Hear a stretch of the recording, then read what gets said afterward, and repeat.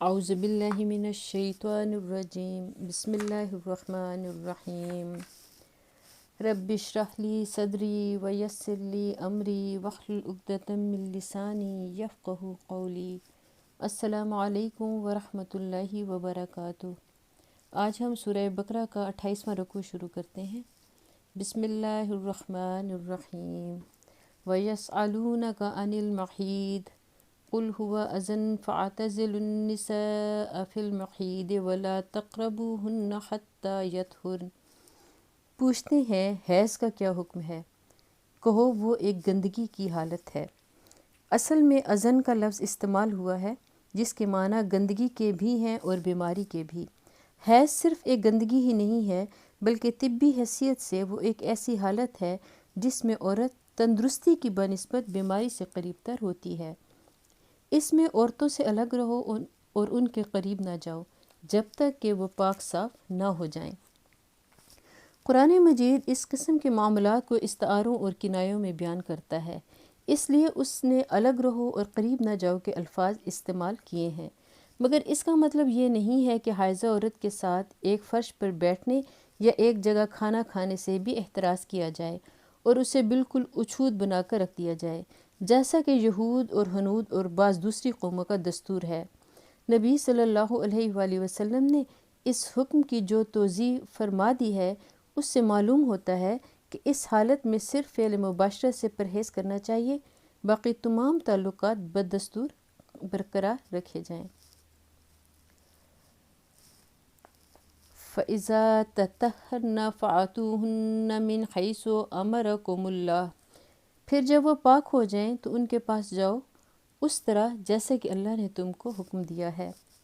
ان اللہ یحب التوابین ویحب المتطہرین، اللہ ان لوگوں کو پسند کرتا ہے جو بدی سے باز رہیں اور پاکیزگی اختیار کریں۔ نساؤکم حرث لکم فآتوا حرثکم انا شئتم وقدموا لانفسکم، تمہاری عورتیں تمہاری کھیتیاں ہیں، تمہیں اختیار ہے جس طرح چاہو اپنی کھیتی میں جاؤ مگر اپنے مستقبل کی فکر کرو۔ یعنی اللہ نے عورتوں کو مردوں کے لیے سیرگاہ نہیں بنایا ہے بلکہ ان دونوں کے درمیان کھیت اور کسان کا سا تعلق ہے۔ کھیت میں کسان محض تفریح کے لیے نہیں جاتا بلکہ اس لیے جاتا ہے کہ اس سے پیداوار حاصل کرے۔ نسل انسانی کی کسان کو بھی انسانیت کی اس کھیتی میں اس لیے جانا چاہیے کہ وہ اس سے نسل کی پیداوار حاصل کرے۔ پھر اللہ تعالیٰ کہتے ہیں مگر اپنے مستقبل کی فکر کرو۔ جامع الفاظ ہیں جن سے دو مطلب نکلتے ہیں اور دونوں کی یکساں اہمیت ہے۔ ایک یہ کہ اپنی نسل برقرار رکھنے کی کوشش کرو تاکہ تمہارے دنیا چھوڑنے سے پہلے تمہاری جگہ دوسرے کام کرنے والے پیدا ہوں۔ دوسرے یہ کہ جس آنے والی نسل کو تم اپنی جگہ چھوڑنے والے ہو اس کو دین، اخلاق اور آدمیت کے جوہروں سے آراستہ کرنے کی کوشش کرو۔ بعد کے فقرے میں اس بات پر بھی تنبیہ فرما دی ہے کہ اگر ان دونوں فرائض کو ادا کرنے میں تم نے قصداً کوتاہی کی تو اللہ تم سے باز پرس کرے گا۔ وَاتَّقُوا اللَّهَ وَاعْلَمُوا أَنَّكُم مُّلَاقُوهُ وَبَشِّرِ الْمُؤْمِنِينَ، اور اللہ کی ناراضی سے بچو، خوب جان لو کہ تمہیں ایک دن اس سے ملنا ہے، اور اے نبی صلی اللہ علیہ وآلہ وسلم جو تمہاری ہدایات کو مان لیں انہیں فلاح و سعادت کا مژدہ سنا دو۔ وَلَا تَجْعَلُوا اللَّهَ عُرْضَةً لِأَيْمَانِكُمْ أَن تَبَرُّوا وَتَتَّقُوا وَتُصْلِحُوا بَيْنَ النَّاسِ، اللہ کے نام کو ایسی قسمیں کھانے کے لیے استعمال نہ کرو جن سے مقصود نیکی اور تقوی اور بندگان خدا کی بھلائی کے کاموں سے باز رہنا ہے۔ احادیث صحیحہ سے معلوم ہوتا ہے کہ جس شخص نے کسی بات کی قسم کھائی ہو اور بعد میں اس پر واضح ہو جائے کہ اس قسم کو توڑ دینے ہی میں خیر اور بھلائی ہے، اسے قسم توڑ دینی چاہیے اور کفارہ ادا کرنا چاہیے۔ قسم توڑنے کا کفارہ 10 مسکینوں کو کھانا کھلانا یا انہیں کپڑے پہنانا یا ایک غلام آزاد کرنا یا 3 دن کے روزے رکھنا ہے۔ واللہ سمیع علیم، اللہ تمہاری ساری باتیں سن رہا ہے اور سب کچھ جانتا ہے۔ لا يؤاخذكم الله باللغو في أيمانكم ولكن يؤاخذكم بما كسبت قلوبكم واللہ غفور حلیم۔ جو بے معنی قسمیں تم بلا ارادہ کھا لیا کرتے ہو ان پر اللہ گرفت نہیں کرتا، یعنی بعض لوگ بطور تکیہ کلام کے بلا ارادہ جو قسمیں کھا لیتے ہیں جو ان کی زبان سے نکل جاتی ہیں، ایسی قسموں پر نہ کفارہ ہے اور نہ ان پر مواخذہ ہوگا، مگر جو قسمیں تم سچے دل سے کھاتے ہو ان کی باز پرس وہ ضرور کرے گا، اللہ بہت درگزر کرنے والا اور بردبار ہے۔ للذین یعلون من نسائہم تربص 4 اشہر، جو لوگ اپنی عورتوں سے تعلق نہ رکھنے کی قسم کھا بیٹھتے ہیں ان کے لیے 4 مہینے کی مہلت ہے۔ اصطلاح شرع میں اس کو ایلا کہتے ہیں۔ میاں اور بیوی کے درمیان تعلقات ہمیشہ خوشگوار تو نہیں رہ سکتے، بگاڑ کے اسباب پیدا ہوتے ہی رہتے ہیں، لیکن ایسے بگاڑ کو خدا کی شریعت پسند نہیں کرتی کہ دونوں ایک دوسرے کے ساتھ قانونی طور پر رشتہ ازدواج میں تو بندھے رہیں مگر عملاً ایک دوسرے سے اس طرح الگ رہیں کہ گویا وہ میاں اور بیوی نہیں ہیں۔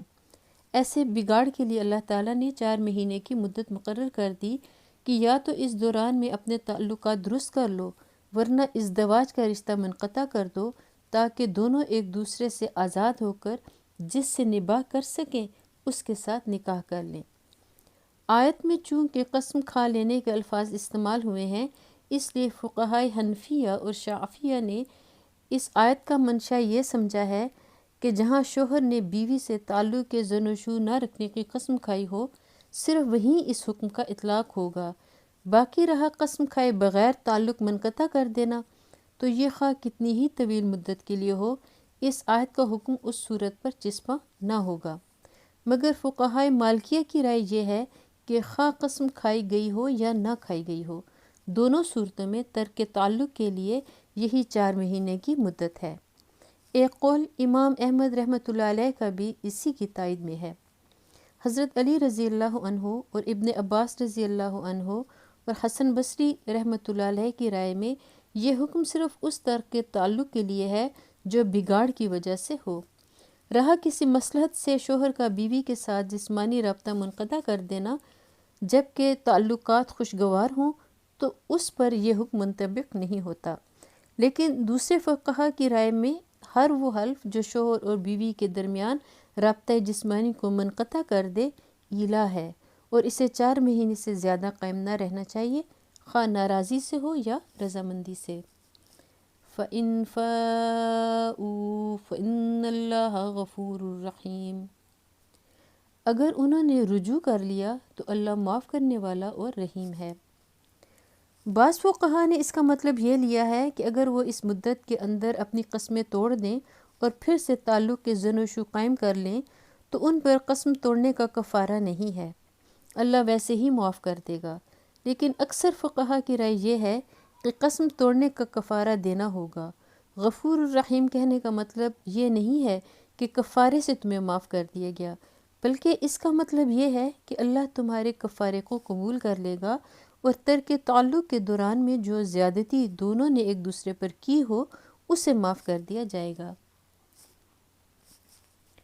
وَإِنْ عَزَمُوا الطَّلَاقَ فَإِنَّ اللَّهَ سَمِيعٌ عَلِيمٌ، اور اگر انہوں نے طلاق ہی کی ٹھان لی ہو تو جانے رہیں کہ اللہ سب کچھ سنتا اور جانتا ہے۔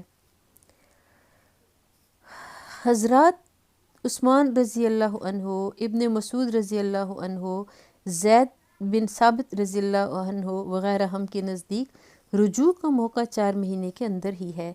اس مدت کا گزر جانا خود اس بات کی دلیل ہے کہ شوہر نے طلاق کا عزم کر لیا ہے، اس لیے مدت گزرتے ہی طلاق خود بخود واقع ہو جائے گی اور وہ ایک طلاق بائن ہوگی، یعنی دوران عدت میں شوہر کو رجوع کا حق نہ ہوگا۔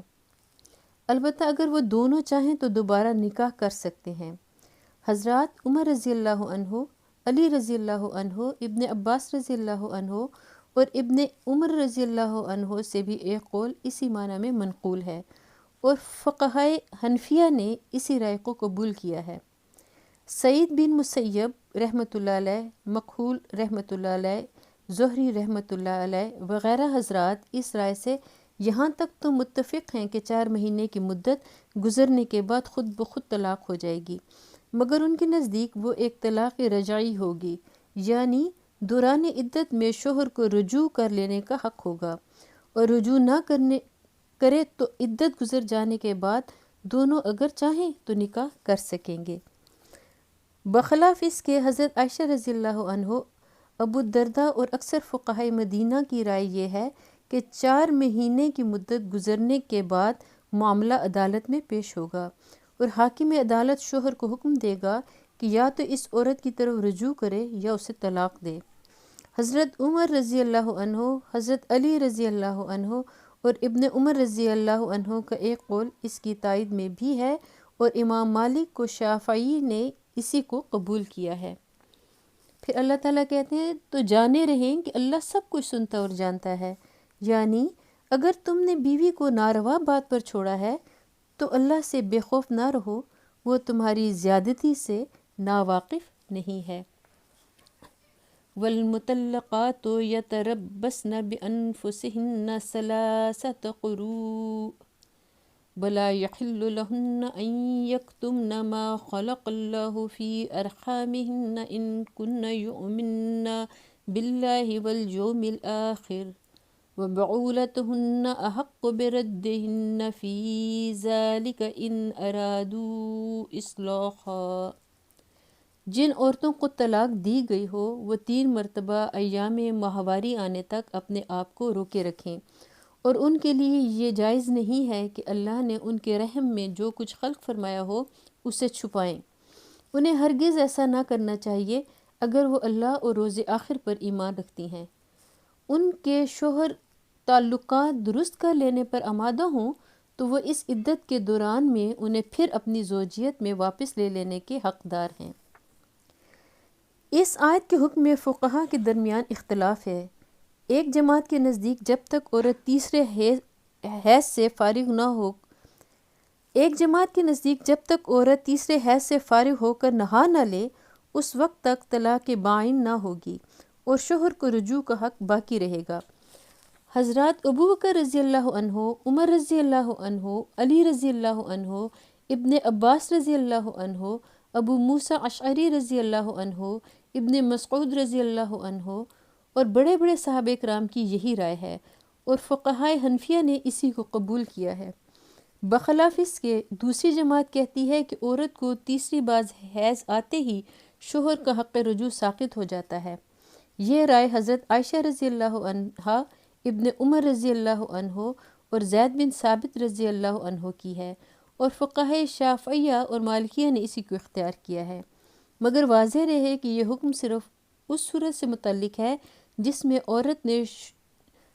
میں شوہر نے عورت کو 1 یا 2 طلاقیں دی ہوں۔ 3 طلاقیں دینے کی صورت میں شوہر کو حق رجوع نہیں ہے۔ وَلَهُنَّ مِثْلُ الَّذِي عَلَيْهِنَّ بِالْمَعْرُوفِ وَلِلرِّجَالِ عَلَيْهِنَّ دَرَجَةٌ وَاللَّهُ عَزِيزٌ حَكِيمٌ۔ عورتوں کے لیے بھی معروف طریقے پر ویسے ہی حقوق ہیں جیسے مردوں کے حقوق ان پر ہیں، البتہ مردوں کو ان پر ایک درجہ حاصل ہے، اور سب پر اللہ غالب اقتدار رکھنے والا اور حکیم و دانا موجود ہے۔ یہاں ہمارا 28واں رکوع مکمل ہوتا ہے۔ اللہ تعالیٰ سے دعا ہے کہ ہم نے جو پڑھا، جو سنا، ہمیں اسے سمجھنے کی اور بہترین طریقے سے عمل کرنے کی توفیق عطا فرمائے۔ اللہ تعالیٰ ہمارے گناہوں کو معاف کر دے۔ مجھ سے پڑھنے کے دوران اگر کوئی غلطی ہو گئی ہو تو اللہ تعالیٰ مجھے معاف فرمائے۔ وآخر دعوانا ان الحمد للہ رب العالمین۔